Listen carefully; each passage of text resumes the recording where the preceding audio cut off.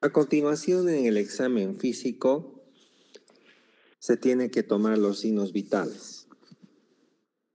Y los signos vitales son la frecuencia cardíaca, el pulso, la frecuencia respiratoria, la presión arterial, saturación y temperatura. Estos son necesarios en toda historia clínica porque es a través de estos que nos vamos a dar cuenta objetivamente en qué medida están las constantes vitales en este paciente. Son de alto valor en su interpretación y en su medición. Comenzamos con el pulso arterial. Define como la onda de expansión que experimenta la pared arterial producto de las contracciones del ventrículo izquierdo que se transmite a través de las arterias, los grandes vasos a toda la economía. Puede ser valorado a través de estas maniobras semiológicas. Inspección. En individuos, sobre todo que son delgados, es fácil ver las pulsaciones arteriales en algunos sitios, por ejemplo, las arterias carótidas, o cuando el paciente es muy delgado y está con el abdomen excavado, se puede ver un latido epigástrico, etc. También se puede hacer, y en realidad es la maniobra de mayor valor para la exploración de este signo vital a través de la palpación. Los sitios que generalmente utilizamos con mucho y más frecuencia es el pulso radial.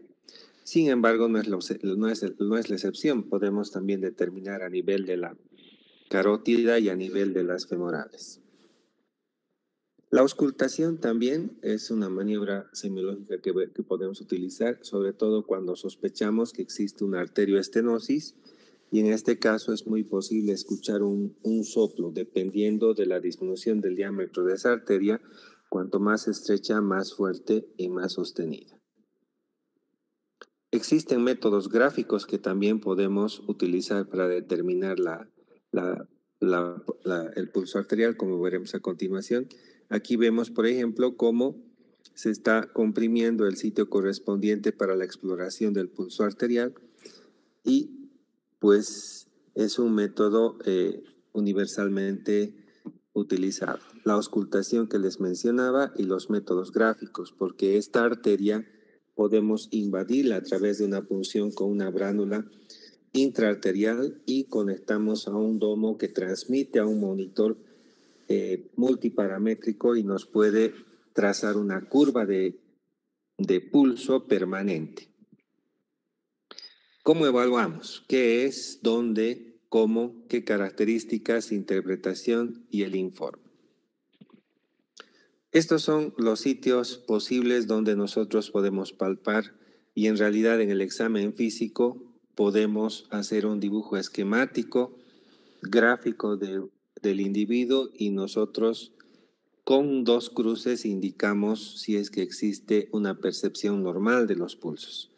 Y los pulsos que encontramos pueden ser carótidos, facial, temporal, subclavio, braquial, axilar, radial, cubital, femoral, popliteo, pediodorsal. Esta es la manera como, por ejemplo, nosotros podemos palpar la arteria radial en el canal radial. Existe una prueba para hacer un método invasivo de la arteria cuando queremos determinar presión arterial. En la imagen de la izquierda ven, es la maniobra de Allen cuando nosotros comprimimos ambas arterias, la cubital y la radial, simultáneamente, y hacemos de que la palma de la mano empalidezca. Vamos a soltar primero la arteria radial para ver si existe perfusión. Recuerden por anatomía que existe un arco palmar, que en el caso de la obstrucción de una de estas arterias que lleva a la mano la circulación, puede haber un suplemento de perfusión. Y lo mismo hacemos nuevamente, comprimimos ambas arterias y soltamos la arteria que no hicimos previamente, y vemos y comprobamos si existe un riego arterial de la palma. Esta es la prueba de Allen. Esta prueba de Allen va a ser positiva cuando ambas, radial y cubital, puedan producir perfusión adecuada a la palma de la mano. Sin embargo, cuando una de las dos está obstruida, obviamente va a haber el resultado negativo de la prueba de Adams porque una de las arterias o las dos están tapadas, ¿no? En el caso secundario ya es un problema de urgencia, ¿no? Una arteriopatía aguda probablemente. El pulso carotidio podemos encontrar, y una referencia es el borde anterior del músculo esternocleidomastoideo. Palpamos de esta manera. Lo importante es hacer una palpación de ambas arterias para valorar si es que existe armonía y simetría del pulso en ambas, no solamente en frecuencia, sino también en amplitud. Y pues cuando existe alguna arteriopatía crónica, en el caso de la síndrome de Takayasu-Martorell que les había hablado en facies, puede existir una hemicara cadavérica. El pulso radial o braquial o humeral, perdón, es muy frecuente en su análisis en los niños, sobre todo. En la parte interna del brazo, hacia el epicóndilo, pues está transcurriendo este gran vaso que es no solamente útil en pediatría, sino también en el caso de que tengamos dificultad para tomar muestra de sangre arterial en la radial. El pulso femoral, así como ven en la exploración, también es importante y existe un mnemotécnico. Nos preguntamos cómo van los vasos de adentro hacia afuera y ustedes ven claramente que la vena va por dentro, arterial medio y el nervio está por afuera, ¿no? Ese es el mnemotécnico que utilizamos, van, V chica, A, N, vena, arteria, nervio. Esa es la secuencia no solamente para que al palpar la arteria nos serviría este mnemotécnico o acrónimo para poder hacer una punción cuando queremos una muestra venosa o arterial. En el caso de una muestra venosa sabemos que tocando la arteria femoral por dentro va a estar la vena. Entonces podemos paralelamente pinchar y tomar la sangre venosa en caso de que tuviéramos un paciente que no es posible obtener en otro sitio una muestra venosa. A su vez, el pulso popliteo se lo puede determinar y palpar en decúbito supino y en decúbito prono, en la forma como ustedes están viendo al explorador semiológico. El pedio dorsal, que en el dorso del pie lo palpamos de esta manera. Y el tibial posterior. Esos son todos los sitios donde se puede tomar el pulso arterial. La técnica. Utilizamos 2 o 3 dedos. El dedo medio es el que sirve para identificar las características del pulso, mientras que el índice va a ser el que amortigua la onda de expansión. Y muchas veces el anular que utilizamos va a evitar que exista una onda retrógrada. Ahora, las características que tenemos que determinar semiológicamente en el pulso es el ritmo. Puede ser un ritmo regular o puede ser un ritmo irregular, ¿verdad? Y eso se puede determinar claramente mediante la percepción del pulso. Tenemos que establecer la frecuencia del pulso. Cuando les voy a dar enseguida un rango, cuando está por debajo de ese rango se denomina bradisfigmia. Si está por encima de ese rango se llama taquisfigmia. Acá vemos gráficamente lo que tenemos que determinar. La frecuencia, por ejemplo, ustedes ven que las ondas tienen pues un espacio simétrico y regular. Este es un pulso regular.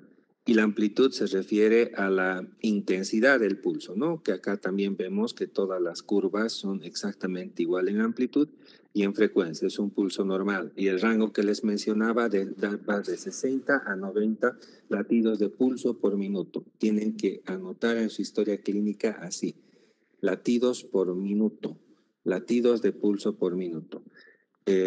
Volvemos a recalcar que un pulso por debajo de 60, ejemplo 50, estamos hablando de bradisfigmia. Si tenemos un pulso por encima de 90, digamos 95, 100, eso es taquisfigmia. La amplitud, la hemos explicado, como veremos a continuación, unas ondas gráficas para que entiendan las alteraciones semiológicas que se puede presentar. La igualdad. La forma, si es que estamos haciendo un registro pletismográfico, la tensión y la simetría. Esto también es equivalente a la frecuencia cardíaca. Nosotros vamos a elegir un sitio en el área cardíaca, ya sea mesocardio o foco mitral o foco aórtico, donde ustedes prefieran y estén más cómodos para escuchar, obviamente, ¿no? el sitio donde mejor escuchan y ustedes van a establecer la frecuencia cardíaca también en este rango de 60 a 90. Obviamente si tiene una frecuencia debajo de 60, ejemplo 50, eso es una bradicardia. Si está la frecuencia cardíaca 100, ejemplo, eso es una taquicardia, ¿verdad? La diferencia con el pulso es semánticamente 50 menos de 60 sería bradisfigmia, más de 90 sería taquisfigmia. Esa es la diferencia. Acá, por ejemplo, tenemos una onda de pulso taquicárdica. Vemos, sin embargo, que la amplitud es simétrica, normal. Aquí vemos un pulso bradicárdico menos de 60, en este caso bradisfígmico, perdón, taquisfígmico en el otro caso, perdón. Acá vemos una onda de pulso Seller, este es el que ocurre en la insuficiencia aórtica. Ustedes toman el pulso al paciente en una posición plana, o sea, la mano está sentada a la cama. Ustedes buscan el canal radial, palpan y ustedes elevan la mano de ese paciente y lo que van a sentir es que viene el pulso con más fuerza. Ese es el pulso en martillo de agua también o pulso Seller. Aquí existe unas imágenes de varios tipos de pulso, por ejemplo, el pulso bigeminado. Acá lo que falla es la amplitud, ¿verdad? Vemos en este caso que existen ondas de diferente amplitud. Esto es debido a que el corazón experimenta latidos anormales extrasistólicos. Acá vemos una arritmia completa donde el ritmo prácticamente está alterado no solamente en la frecuencia, sino en la amplitud de las ondas. Aquí vemos diferentes tamaños de las ondas y esta es una arritmia, un pulso arrítmico. Muchas veces podemos comparar con el pulso cuando estamos tomando con la respiración y vemos de que existe diferencias cuando el paciente inspira, disminuye la forma y la amplitud también y la expiración regresa a la imagen normal. Esto es propio de la arritmia respiratoria. Y en la imagen inferior derecha vemos el pulso filiforme cuando estamos frente a un paciente con shock o una contracción hemodinámica severa, ¿no? El pulso paradójico, ¿cuándo va a suceder? Cuando existe un derrame pericárdico, ejemplo, de tipo taponamiento cardíaco agudo. Obviamente ustedes imaginarán que cuando inspiramos se colapsa el retorno venoso por vena cava superior e inferior. Normalmente, pero si hay un taponamiento cardíaco, esto va a hacer que baje la onda del pulso cuando se inspira. O sea, cuando inspira el paciente, disminuye el retorno venoso más taponamiento cardíaco, existe una severa disminución de la amplitud del pulso. Este es el pulso paradojal. El pulso parvus tardo se encuentra en la estenosis aórtica, vean que la amplitud ha bajado severamente. El pulso alternante, que también se puede presentar cuando existe un infarto agudo del miocardio, y el pulso dicroto, donde la amplitud de la onda está con una muesca. Esto sucede sobre todo en la fiebre tifoidea. Con respecto a otro signo vital, la presión arterial es esa fuerza que ejerce la sangre al interior de los vasos y distiende la pared arterial. Habitualmente se registra con esfigmomanómetro, ¿no? Que es la forma aún antigua, pero vigente en nuestro y más cercana y propia de exploración del médico, ¿no? Ustedes saben por fisiología que la presión arterial es el gasto cardíaco por la resistencia vascular sistémica. Y si tenemos un paciente 120-80, la diferencial 40 multiplicamos por 0,3, que es una constante, eso corresponde, sumando a la diastólica, es la presión arterial media. ¿Por qué nos interesa la presión arterial media? Porque todos nuestros órganos están, su presión depende de la presión de perfusión, de esta presión media que les estoy explicando, ¿no? Entonces, la forma como nosotros vamos a determinar y explorar es a través de todos estos instrumentos del tensiómetro aneroide. Puede existir métodos electrónicos que no se los aconsejo, y el termómetro de columna de mercurio, que también es vigente. En el primer y en el tercer caso es lo que es más aconsejable para estar más cercano a lo real, ¿no? Porque el método electrónico tiene sesgos. ¿Cómo vamos a evaluar? ¿Dónde? ¿Qué características? ¿Qué valores? Va a continuación. Los métodos que tenemos para determinar la presión arterial es el método palpatorio. El clásico, como ustedes ven, abrazan el brazo con un manguito de presión que tiene una felpa y un scratch. y colocan en la parte interna el estetoscopio y ustedes, una vez que han desocupado una de las manos, ponen el canal radial una de sus manos y van insuflando la perita de insuflación y ustedes van a subir unos 10 milímetros por encima de donde se ha perdido el pulso que están tocando. Y ahí abren la llave de purga y empieza a descender la columna. El primer golpe o el primer toque corresponde a la presión sistólica y el segundo toque corresponde a la presión diastólica. Existen algunos otros métodos como el auscultatorio y el oscilométrico, y existen también algo que hay que mencionar que ustedes conocen bastante bien, que son las ondas de Korotkov, que corresponden a las fases 1 a las 5 de la determinación de la presión arterial. Ahora, existen cambios fisiológicos y patológicos de la presión arterial. Los cambios fisiológicos van a corresponder cuando el paciente esté asustado, o cuando ha tomado un café, o cuando está haciendo ejercicio, ¿verdad? Pero eso va a regresar a la normalidad. Sin embargo, los cambios patológicos de la presión arterial se van a producir en un 10% la presión arterial alta. La hipertensión tiene causas como Cushing, feocromocitoma, enfermedad renal crónica, etc. Pero en un 90% corresponde a la hipertensión arterial esencial, donde no existe una causa que se pueda demostrar. Así se podría llamar a esa hipertensión en un 90% como una hipertensión arterial criptogénica, que no tiene una causa específica, ¿no? Ahora, la clasificación de la hipertensión arterial va así. En la izquierda ven la nomenclatura y clasificación como presión arterial normal, una sistólica menor a 120 y una diastólica menor a 80, ¿no? El manejo, pues, no existe tratamiento farmacológico y deben saber que a medida que pasan las décadas en la vida, hacia los 130, la diastólica subirá a 30, hacia los 40, 140. Esto será mucho peor si el paciente es diabético o tiene arteriosclerosis. O sea, eso es solamente un mnemotécnico para que puedan recordar, porque pueden haber algunos pacientes que han tenido una vida bastante solapada y disciplinada y pues no es así. Sin embargo, eso se los menciono solamente como una ayuda a memoria, recordando que la normalidad es la presión arterial menos de 120 y menos de 80, ¿no?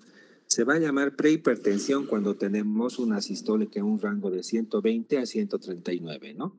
Por no decir 140, y la diastólica entre 80 y 89, por no decir 90, pero esto es a propósito porque veremos en la hipertensión estadio 1 ya tenemos entre 140 y 159 y la presión diastólica entre 9 y 99 y esa es una hipertensión de grado 1 o estadio 1. En cambio, la hipertensión de estadio o grado 2 es una presión sistólica más de 160 y una diastólica más de 100. ¿Qué es lo que sí tiene que hacer en la hipertensión? Sí, deben haber tratamiento farmacológico. En la hipertensión de grado 1, pues no solamente un solo medicamento, probablemente tiene que hacer dieta y dieta hiposódica. Y en la hipertensión de grado 2, probablemente la combinación de 2 antihipertensivos más diurético.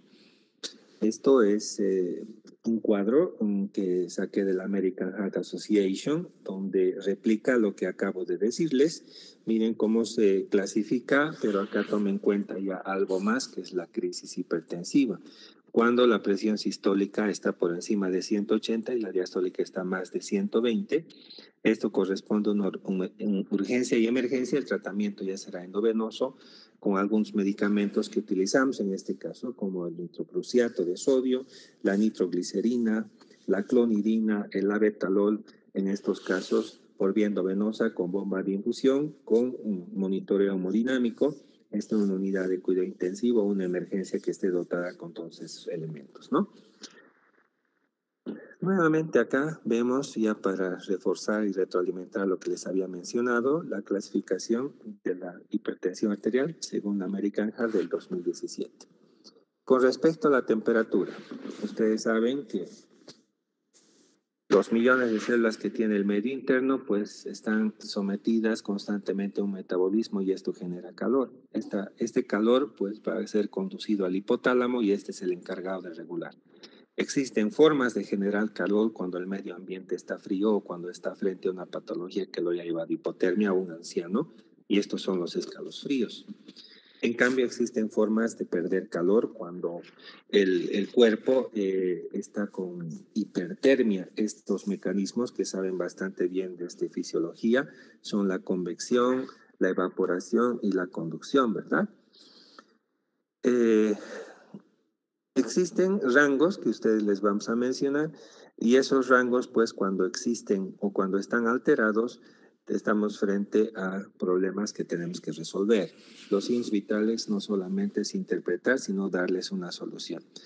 Dentro de los valores tenemos que mencionar que el valor de rango de 36.2 a 37.5 corresponde a un rango, como veremos a continuación.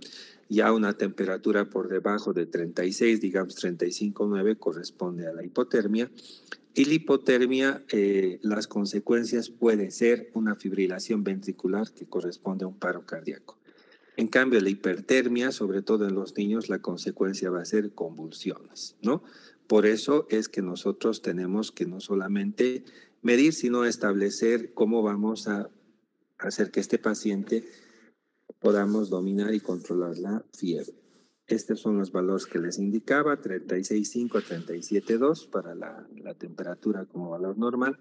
Hipotermia es menor a 35, la consecuencia paro cardíaco por fibrilación ventricular. La fiebre de 38.5 a 41 y la hipertermia mayor a 41. ¿Cómo vamos a medir? Existe ahora un infrarrojo que ustedes han debido utilizar bastante en el COVID. Sin embargo, el método que sigue vigente, universal y es el recomendable es el termómetro de mercurio, que tiene un rango desde 35 hasta 42 grados. Existe en el primer caso esta columna amarilla, ven una franja negra que está en 38.2 más o menos. Esto es lo que ustedes en la práctica tienen que identificar. Este nivel, este rango negro, ¿verdad? Una vez que ustedes identifican dónde está, tendrán que batir el termómetro hacia abajo, con el bulbo hacia abajo, para que regrese el mercurio al bulbo y ustedes van a colocar en los sitios donde se puede determinar la temperatura, como son oral, axilar, inguinal o rectal. Por consejo, es bueno que ustedes se acostumbren, si es que van a tomar a varios pacientes con el mismo instrumento, tomar la temperatura que sea axilar, ¿no? Porque si ustedes tomaran oral y sucesivamente van tomando otros pacientes, existe riesgo, obviamente, de contagio si es que tuviera alguna enfermedad uno de los pacientes, ¿no? Tenemos curvas térmicas que ustedes van a ver en las historias clínicas que las realiza la enfermera, pues hace una determinación de temperatura en la mañana y en la tarde. Ahí está un gráfico de abscisas y ordenadas, donde va a graficar con puntos las mediciones de la temperatura y va a unir con estas rayas los puntos que ha obtenido del paciente, ¿no? Y así definimos como fiebre continua una temperatura que sube de 35 por encima de lo normal, por encima del rango, que en este caso sería 37. En esta primera gráfica o en los primeros puntos ven cómo sube de 35 a 39 y baja a 38.2, ¿verdad? Entonces no baja lo normal. Y sucesivamente va subiendo nuevamente a 39.1, baja a 38.3, sube a 39, baja a 38.2.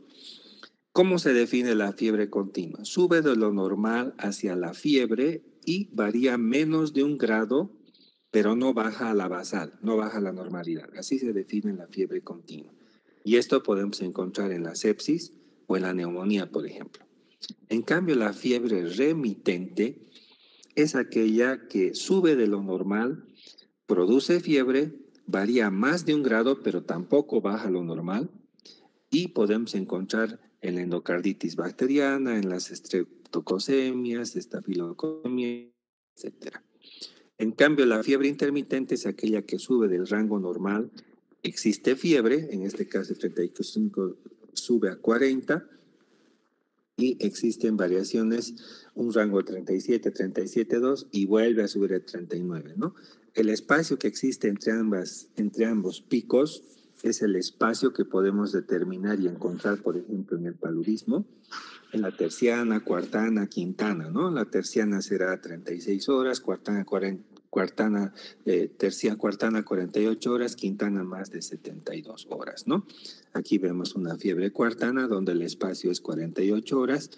Y otro tipo de fiebre, por ejemplo, que no tiene un patrón como las anteriores, es una fiebre errática donde podemos encontrar que ha variado más o menos de 1 grado en el transcurso de los días y de pronto baja a los 4 días al nivel normal y vuelve a subir por el espacio de unos 3, 4 días, 5 días. Esa es la fiebre recurrente que es propia de la brucelosis. La fiebre éctica se llama aquella fiebre que agota al paciente. Es una fiebre que no cede ni con antipiréticos ni medios físicos y con los días va agotando al paciente, va deteriorando más al paciente, ¿no? Esto es lo que se conoce como fiebre éctica y es propio de la sepsis, tuberculosis pulmonar y cuando existen algunos abscesos crónicos. Con respecto a la respiración, los objetivos es determinar la frecuencia respiratoria, reconocer cómo respira el paciente, si existe algún patrón en especial. Debemos recordar que la frecuencia respiratoria va de 12 a 20 respiraciones por minuto, el promedio es 15. Con cada respiración, ustedes recordando su fisiología, manejamos 500 de volumen corriente, restando el espacio muerto, 350 respiraciones por 15 promedio, estamos hablando de un volumen pulmonar minuto que manejamos de 5.5 litros. En los adultos, por encima de los 20 hablamos de taquipnea, por debajo de los 12 hablamos de bradipnea. El paciente que no respira será apnea. Si el paciente conserva de 12 a 20 respiraciones, se llama eupnea o respiración normal. Si el paciente respira profundamente, se llama batipnea. Recuerden a Batman, ¿no? Batipnea. Pero ese paciente si respira muy profundamente y rápidamente, a eso se llama polipnea. Si el paciente tiene disnea al ponerse de pie, se denomina platipnea. Y si el paciente tiene disnea con los decúbitos, se llama trepopnea.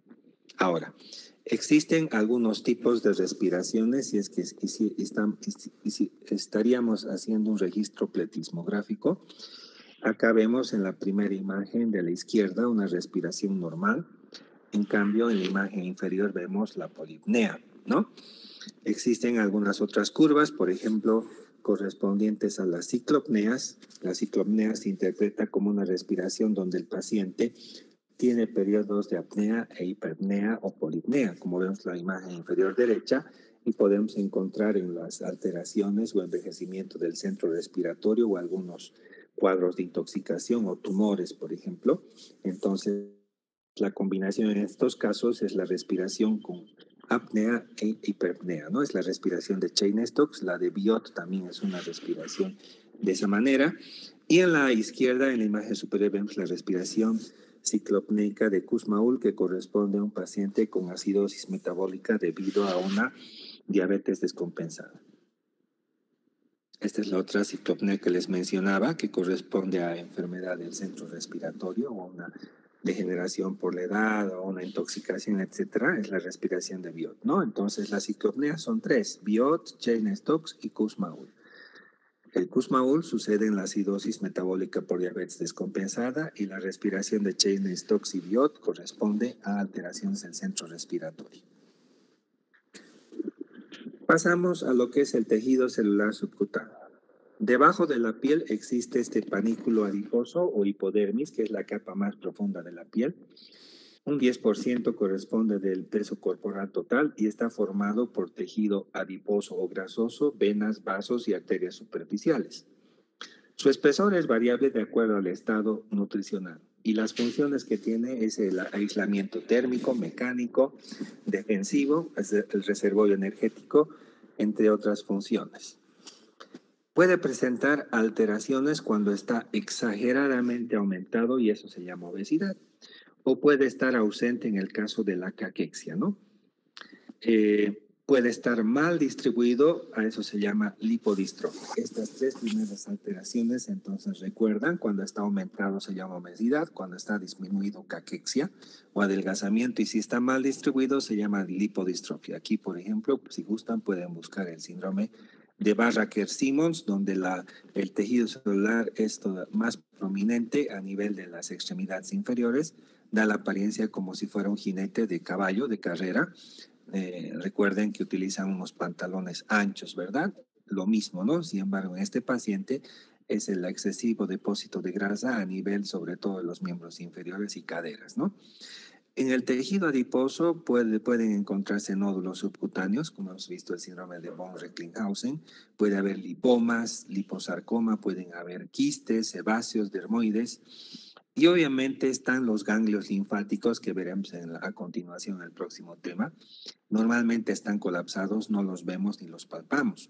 Pero cuando aumentan de tamaño a lo que se llama adenopatía o infartación ganglionar, podemos ver en el espesor y tocar el tejido celular subcutáneo, y esto corresponde y es un aviso o signo de que existe algún fenómeno inflamatorio, infeccioso o tumoral. Las patologías que tienen ustedes que seguirme a este nivel es que se puede acumular agua y sal, que es el edema. Se puede acumular linfa, el linfedema. En el hipotiroidismo se puede acumular un tipo especial de líquido de mucopolisacáridos que corresponde al mixedema, o puede existir aire que se denomina enfisema subcutáneo. Definimos el edema como la acumulación de líquido en el intersticio de los tejidos en el tejido celular subcutáneo, y también puede ocurrir en las cavidades serosas. Este líquido puede ser un exudado o puede ser un trasudado. Se llama trasudado cuando existe un bajo contenido de proteínas en ese líquido. Pondremos un ejemplo, por ejemplo, en la insuficiencia cardíaca cuando existe hidrotórax, ¿ya? En cambio, un exudado es un líquido que tiene una característica inflamatoria con alta concentración de proteínas y células. Ejemplo, un piotórax en la pleura, ¿no? Una empiema, pus, ¿no? Ahora, los factores que participan en la fisiopatología del edema son, recuerdo de lo que ustedes han avanzado en fisiología: la presión hidrostática, la presión oncótica, que es ejercida por las proteínas plasmáticas, la permeabilidad del sistema vascular, que puede verse alterada, por ejemplo, cuando existe un fenómeno alérgico. Algunas hormonas participan, como la antidiurética, la aldosterona, y algunos otros mecanismos de reabsorción renal de agua y electrolitos, sobre todo el sodio, ¿no? En la fisiopatología del edema existen diversos factores que vamos a tratar de agotarlos a continuación, mencionando que el agua corporal corresponde al 60% del peso de un paciente. Por ejemplo, si el paciente pesa 70 kilos, el agua corporal corresponderá a 42 litros. De esos 42 litros, el líquido intracelular corresponde al 40%. En el individuo de 70 de peso sería 28 litros. El líquido extracelular corresponderá a 14 litros, ¿no? El líquido intravascular o plasma corresponderá a 3.5, y el resto será el líquido intersticial. Ese es el agua y la distribución del líquido normal dentro del medio interno, ¿no? Ahora, este es un recuerdo de la fisiología que ustedes conocen y dominan. Vemos en el extremo capilar arterial que la vertiente arterial viene con una presión de 32 milímetros de mercurio, que es la presión de flujo. Obviamente la misión en estos casos es de que por esta diferencia de presión, o le gana la presión oncótica de 25, aquí existe una diferencia de 7, a favor de que salga ese suero rico en nutrientes, oxígeno hacia las células. Estas células se nutran, respiren, y pues en la vertiente venosa baja drásticamente la presión hidrostática a 11, le gana la oncótica de 25, aquí existe una diferencia de 14 a favor de que en la vertiente venosa rechupe este suero que ha salido al intersticio. Existe un sobrenadante escaso entre las células que se encargan los linfáticos de dejar totalmente seco el medio externo e interno de las células, ¿no? Esta es la normalidad. Cuando se produce una alteración en esta fisiología es que se produce el edema. Ejemplo de un aumento de la presión hidrostática en los pacientes con insuficiencia cardíaca, en los pacientes con falla renal. Un ejemplo de presión de la presión oncótica, por ejemplo, en las hepatopatías, donde el paciente, el hígado no sintetiza albúmina, y por ende al bajar las proteínas plasmáticas, sobre todo la albúmina, se produce una hipooncosis y por ende se va a producir un edema de tipo hepático. Y por último, el síndrome nefrótico, donde prácticamente por la orina se pierde gran cantidad de proteínas, y esto es lo que va a llevar a la anasarca, ¿no? El edema se puede clasificar en 4 grados. Hasta los tobillos es un grado 1, hasta hasta las rodillas es un grado 2, hasta las caderas es un grado 3. Y si existe edema, aparte de lo que les he indicado en las anteriores regiones, además de derrame pleural, pericárdico o ascítico, a eso se llama el grado 4 de edema, que también se denomina hidropesía guanasarca. El mecanismo fisiopatológico, un poquito haciendo retroalimentación de lo que les mencionaba, cuando existe la volemia efectiva por un fenómeno fisiológico, el aparato yuxtaglomerular a nivel del riñón va a censar este cambio y se va a liberar renina, ¿no? Que a su vez va a romper una proteína que es el angiotensinógeno, liberando angiotensina 1. Esta se va a transformar en angiotensina 2, que es un poderoso vasoconstrictor y estimula la secreción de aldosterona, que a nivel de la capa glomerular de la cápsula suprarrenal va a contribuir y va a generar de que se reabsorba el sodio con el agua, ¿no? Esto sucede, por ejemplo, en un modelo en la insuficiencia cardíaca. El paciente está con edemas y el riñón está hipoperfundido. Existe un ciclo de retroalimentación viciosa donde está con hiperaldosteronismo probablemente este paciente. Por eso se utiliza en estos casos cuando estén en farmacología de la insuficiencia cardíaca. Dentro de los protocolos existe el uso de los IECAS, ¿no? Inhibidores de enzima convertidora de angiotensina. Lo que nos interesa desde el punto de vista de la semiología es que el edema sí es localizado, sí es generalizado. Localizado, si está localizado en un solo pie, en una sola mano, solamente en el tronco, si está localizado en un sitio específico. En cambio, generalizado, cuando además está en las cavidades serosas, por ejemplo, lo que corresponde a la nasarca, o existe un edema a nivel cerebral, esto ya es dominio del neurointensivismo. Y además tenemos que considerar en el edema la localización, el color, intensidad, temperatura, sensibilidad, consistencia, trastornos tróficos y la evolución del edema, ¿no? Entonces, estos 8 aspectos tenemos que considerar. Se pueden olvidar de la evolución porque cuando ustedes van a hacer una historia clínica tienen que hacer en un tiempo específico, ¿no? La evolución ya corresponde, digamos, a una evolución diaria que probablemente ustedes en esta etapa que están haciendo historia clínica no es su trabajo, ¿no?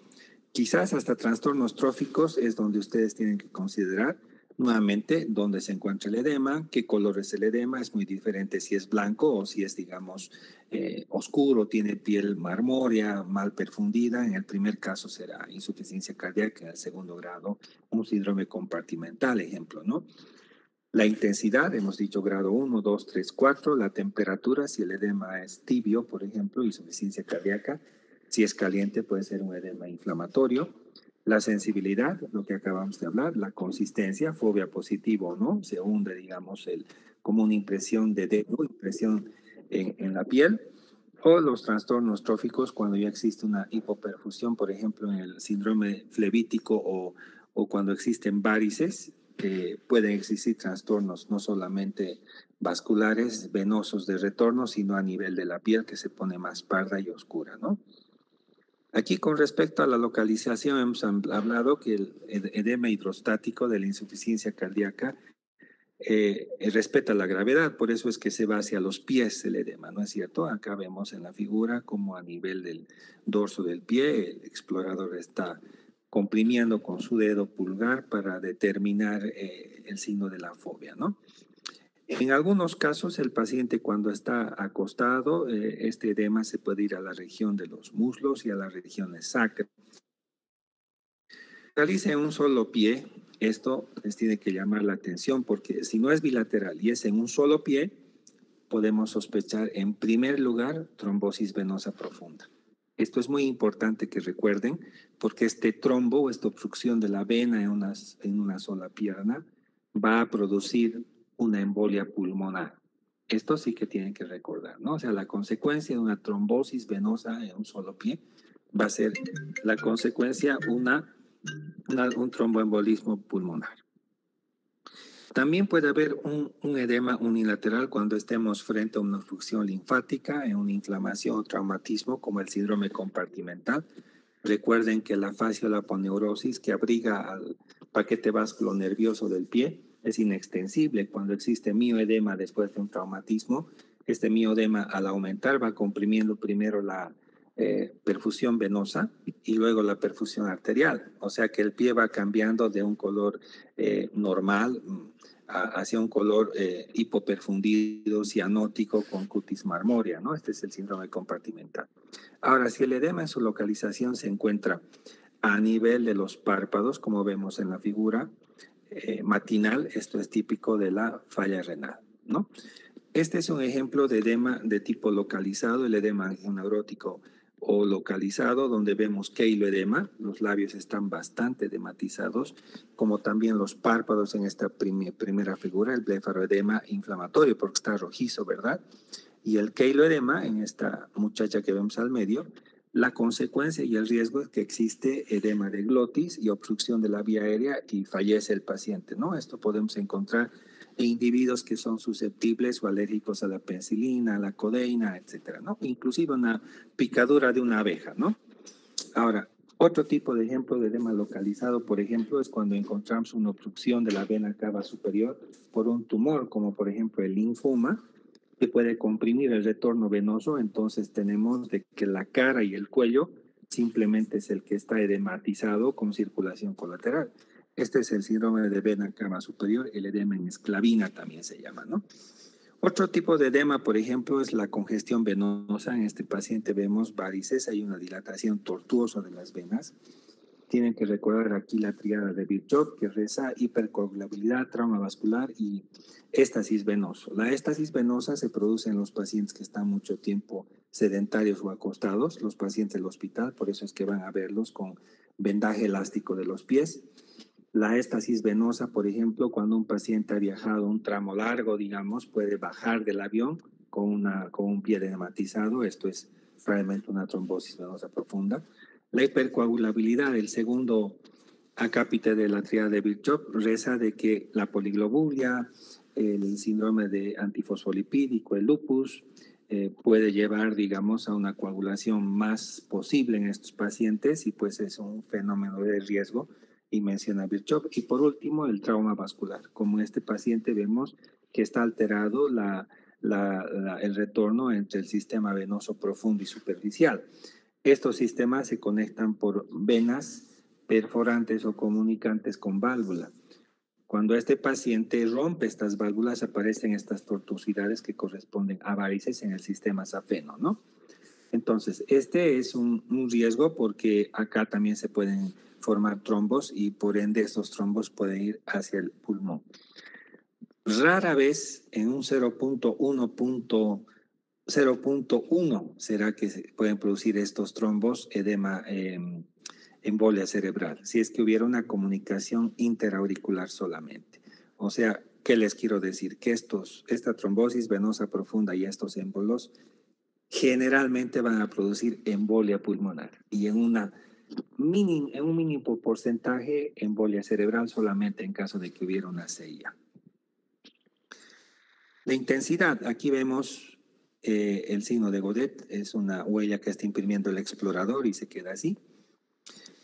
Pueden ustedes graficar desde una cruz hasta 3 cruces para determinar la intensidad de este edema. También podemos determinar cuán grave es el edema pesando diariamente al paciente y midiendo sus líquidos administrados y eliminados o midiendo el perímetro de la región edematizada. En este caso, el médico está midiendo la circunferencia abdominal, probablemente en un paciente que tiene ascitis, para determinar si existe un aumento o disminución. El signo de Godet. Ahora, con respecto a la consistencia, hemos dicho que puede ser blando. El blando es renal, hepático o por congestión venosa, es semiduro en el cardíaco y siempre es duro en el linfedema. Cuando encuentren un edema de un solo miembro, por ejemplo, un miembro superior, puede ser por un cáncer de mama que ha infiltrado las células tumorales a los ganglios, existe un edema duro, ese brazo es pesado. Inclusive pueden ver cómo se advierten los poros en ese miembro, ¿no? Es el signo de peau de orange o el signo de piel de naranja. Con respecto a la elasticidad, si es que es elástico, regresa cuando tocamos ese edema, es un edema inflamatorio, y si es inelástico, si demora en retornar. Esto podemos ver en el edema. Es caliente si es inflamatorio, es normal o frío si es cardíaco, renal o por congestión venosa. La sensibilidad, el edema va a ser doloroso si es inflamatorio, va a ser indoloro en el cardiogénico, renal, hepático y en la insuficiencia venosa, y va a ser pruriginoso en caso de que sea un angioneurótico. Es rojizo si es inflamatorio, es cianótico si es por éstasis o congestiva en la insuficiencia cardíaca derecha, y es pálido en la insuficiencia renal y hepática.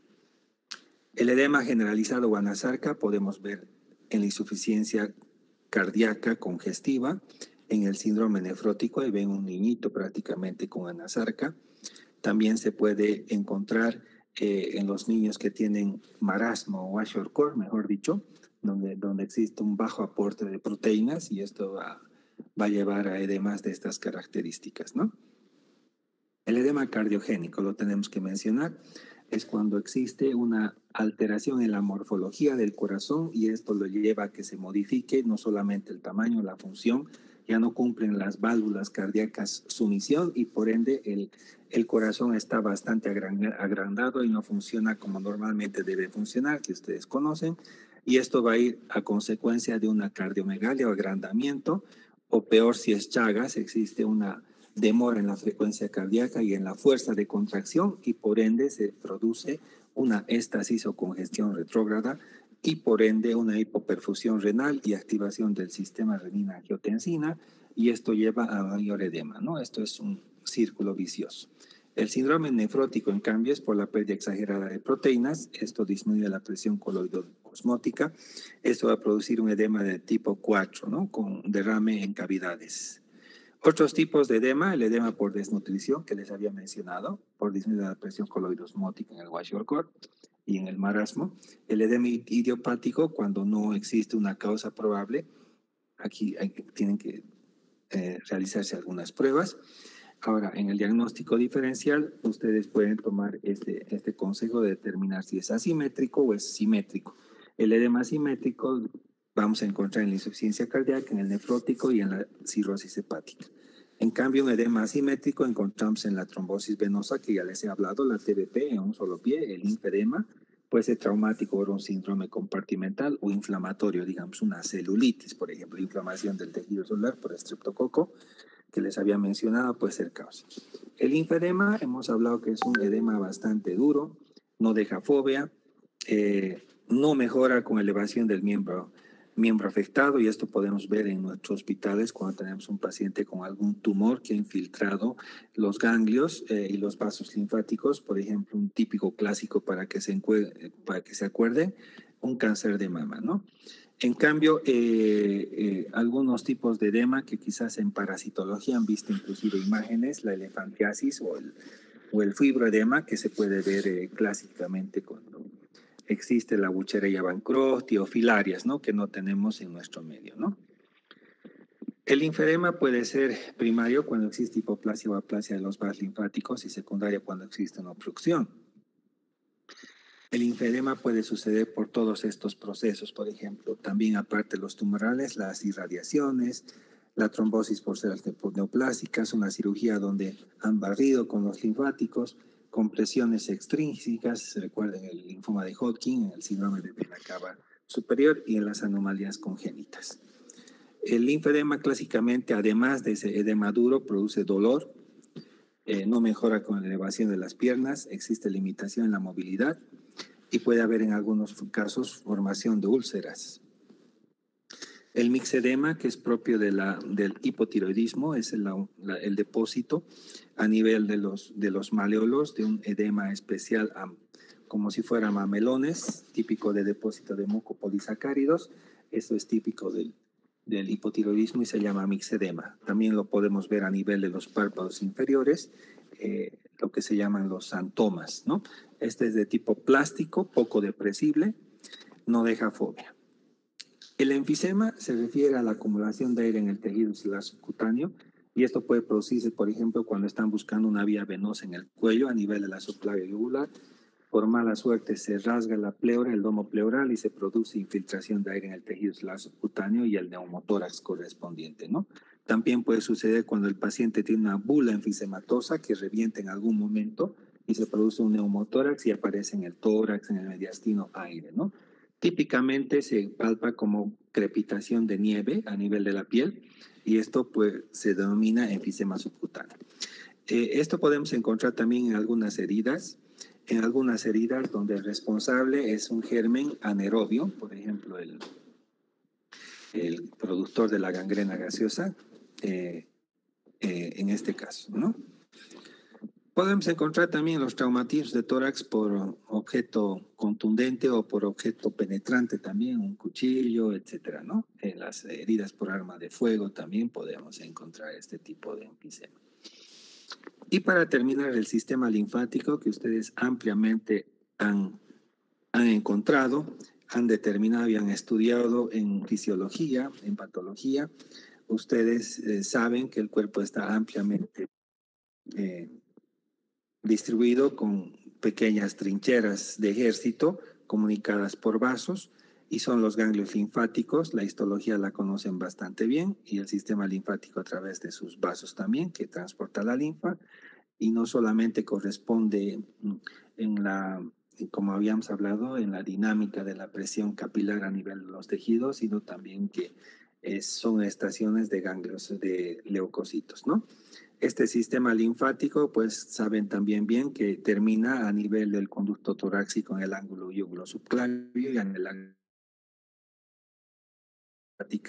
en el ángulo yugulo-subclavio derecho, ¿no? Ahora, los ganglios linfáticos pueden ser superficiales y los palpamos en un 35% cuando están infartados y pueden ser axilares, cervicales, inguinales, ¿no? En cambio, los profundos, los que no podemos ver ni palpar, solamente a través de exámenes complementarios, pueden ser los mediastinales y abdominales. Dentro del mediastino podemos tener los peritraqueobronquiales, en el abdomen los mesentéricos, ilíacos, abdomino-aórticos. ¿Cuándo nos preocupa desde el punto de vista semiológico? Normalmente los regimientos de ejército, así los llamo para que sea una ayuda a memoria, no los palpamos ni los vemos. En semiología, en la historia clínica, los tienen que anotar si es que ustedes lo ven y los palpan, ¿no? Si aumenta de tamaño un ganglio, se llama adenopatía o adenomegalia, ¿no? Y si además existen vasos que rodean al ganglio linfático, llamamos linfadenitis, ¿no?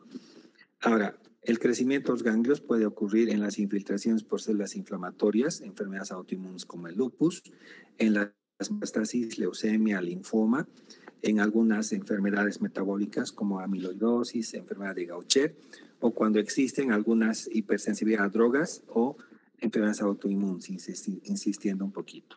Dentro de las etiologías, infecciones, por ejemplo, todos los virus, desde el coronavirus, rubiola, mononucleosis infecciosa, que nos recuerda a la enfermedad del primer beso, en la que existe odinofagia, fiebre y adenopatía cervical. Algunas bacterias, la Salmonella typhi, por ejemplo, el Mycobacterium tuberculosis, típico la adenitis tuberculosa es la escrófula, donde se fistuliza con un material gaseoso, esa es la escrófula. Los hongos que pueden llevar a las adenopatías y algunas enfermedades un poco raras como la sífilis y la toxoplasmosis, ¿no? Dentro de las enfermedades inmunológicas, el lupus, artritis reumatoidea, sarcoidosis, dermatomiositis. Y las malignas, linfoma, mieloma, leucemia, etcétera, ¿no? Dentro de los ganglios que podemos palpar, ustedes tienen que determinar todos estos aspectos, las 7 S de Seidel Mosby, si quieren revisar el libro, aunque dice en inglés, size, shape, sight, squeeze y split, pero aquí los traducimos. Lo que tiene que determinar es la localización y el número de ganglios, dónde está localizado y cuántos ganglios hay. No es lo mismo uno que varios, ¿no? La forma, si es redondeada, ovalada, lisa, irregular, el tamaño, de pocos milímetros a varios centímetros.